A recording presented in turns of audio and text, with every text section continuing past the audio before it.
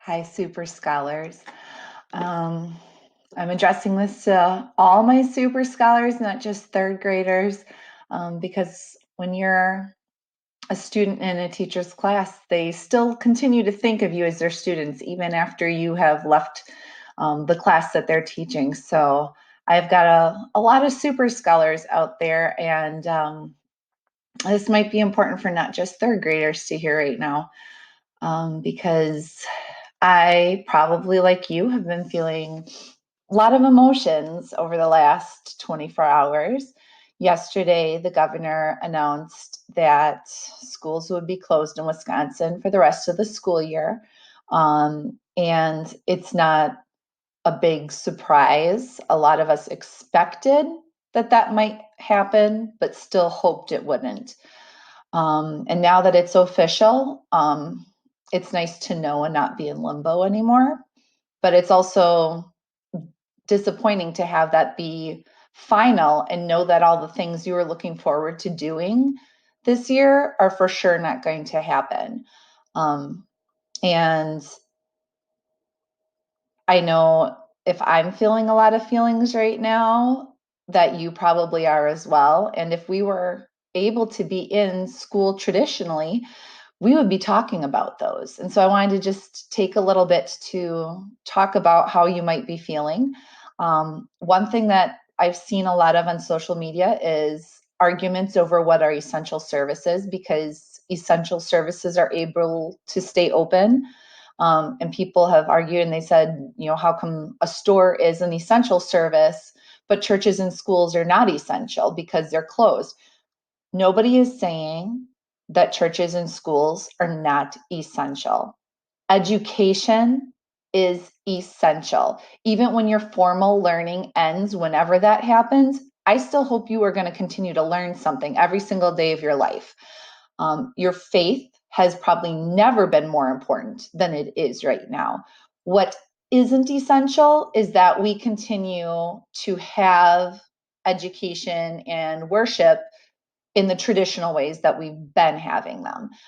It's still possible to learn outside of the school building, outside of our classroom. You can still worship with other members of your congregation, even though you're not in the church building physically together. So, faith and education are essential. It's not essential that we keep having them in the traditional ways or the ways that we would most want to be experiencing education and worship.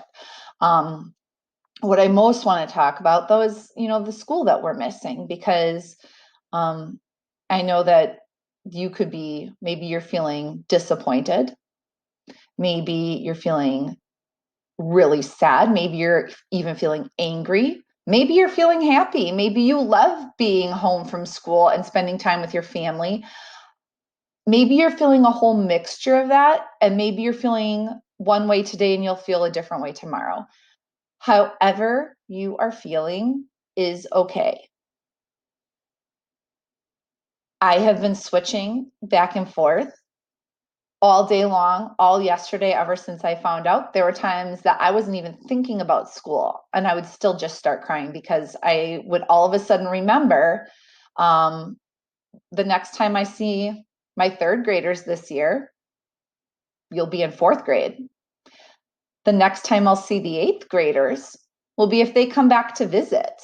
The eighth graders that are graduating this year were my very first class of third graders, my very first year at Atonement. So watching them graduate, having one last season of softball with them was something I was really looking forward to. I was looking forward to seeing kids that I saw as 8-year-olds grow their faith and get confirmed. And so that's just something that's disappointing for me. There's projects that we plan at the end of the year, so we have something to look forward to as teachers. And now those are things we're not going to be able to do with you guys. We are still learning. We're still having Zoom meetings. I'm uploading math instructional videos. We have a Google Classroom, but that's just different. And we've talked about how it's important to keep learning your entire life. I'm doing a lot of learning right now. I am not tech savvy. You guys know this. my smart board is unplugged because I don't like when the menu button keeps popping up when I'm trying to write something with a marker. And it's just too high tech for me. But now I've been watching tutorials and learning how to do things online and create PDFs you can edit as a worksheet, and uploading stuff to Google Classroom, grading things electronically instead of by hand. And it's super frustrating, but that means that I'm learning, because we've talked about, if you only do things that are easy for you, you're not going to grow. Like if you are lifting 5-pound weights and you're like, wow, these 5-pound weights are super light, I'm doing great. You're not going to grow your muscles if you continue to only lift 5-pound weights. If the 5-pound weights are easy, you need to lift 10-pound weights. And then when the 10-pound weights become easy for you, you need to lift 20-pound weights.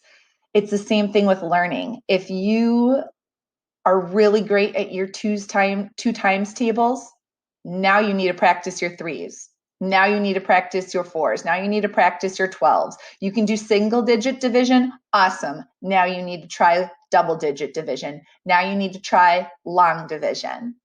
You can read simple passages. All right, now read a chapter book. Now read a longer chapter book. You can write a sentence. Now write a paragraph. It is important to keep learning. And right now I'm doing a lot of learning. And when you are growing, a lot of times it's uncomfortable. So right now for me as a teacher, it's uncomfortable. It takes me 2 hours to grade like 12 assignments. When I started teaching, I used an overhead projector and transparency sheets. I'm not that old. I'm not old. I'm not young, but I'm not old. But this is new stuff for me. And so I am learning. And it's frustrating because if you are a teacher and that is what you have been called to do, and you were made to be a teacher, the best part of that job is being able to interact with your scholars and to see when something you've been working hard to teach them finally clicks and you get to see the light bulb go off. That's like the most amazing feeling as a teacher. When you see kids use skills that you taught them, that is the most amazing thing as a teacher. It is so rewarding when you have planted a seed, and maybe the teacher the year after you watered that seed, and then years from when a scholar was in your class, you're seeing them blossom, and you know that you had something to do with that. And when we're only able to teach online, we're missing all of that payout. So we have all of the hard work of planning lessons and all of the tedious part of our job, like emails and grading, but none of the most fun part of our job, where we're getting to interact with you and see you learning and get feedback while we're teaching, so we know, are you understanding what I'm saying, or do I need to approach this from a different angle? Having you laugh at me because my jokes are cheesy and I make up silly parody songs. All of that rapport and all of that most fun part of teaching is what I'm missing out on right now. So it makes me feel really sad that I'm going to continue to miss that this year, and I'll have to wait till next year. But if we were in class right now, we would be talking about, how are you feeling? What are some things that you're worried about? What are some things you're happy about? What are some things that you can look forward to? We talk about, do you feel sad now? Why do you feel sad? Do you feel angry right now? What do you feel angry about? What are you happy about right now? And we would talk about our feelings, because however you're feeling is okay. But how you react to those feelings, what you do with those feelings, is your choice. And we would be talking about how we can handle, feeling sad, feeling upset, feeling angry, missing our friends, missing our family. And I really miss right now that I can't be with you going over those things. So I just wanted to say that it's okay however you're feeling. It's okay if you don't feel the same way every single day. It's okay if you feel happy for 5 days in a row, and then all of a sudden you have a day where you feel really, really angry. on days when you're feeling really angry, or you were feeling sad, or you were feeling lonely or scared, um, I really want you to remember everything that we have learned in class when we've talked about, our feelings, when we've had devotions and we've talked about praying.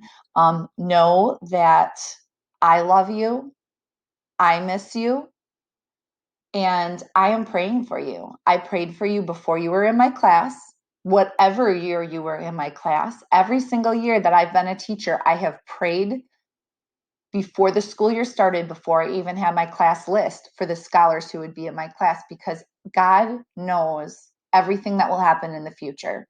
And He always knows what's going to happen every single school year. So He knew at the beginning of this school year that we wouldn't get to have a fourth quarter. And He knew exactly the scholars and the teachers that He needed to put together to make our families this year. And that's something that's going to connect us forever. This 2019-2020 class, whether you were in third grade, whether you're in fourth grade, this is going to connect our class. And God knew we would face this together. And even though I'm not seeing you every day in school, I'm still praying for you and praying for your families every single day. And even though we can't see each other right now, even though we won't see each other again this year, that doesn't mean we won't see each other again. I will see you at school next year. You'll just be in a different grade, or you'll have to come back and visit.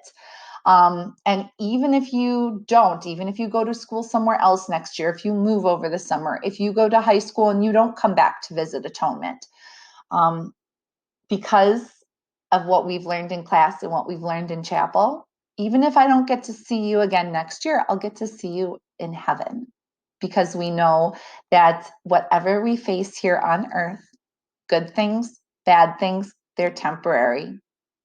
What's forever is our home in heaven. So I'm really happy that we share that, even though we can't be sharing our learning together in person right now. And I just wanted to say that. I don't have a great way to wrap this up, but I just know I've had a lot of different feelings and emotions, and I'm sure that I'm not the only one. And so I just wanted to share that with you, because I love you and I miss you.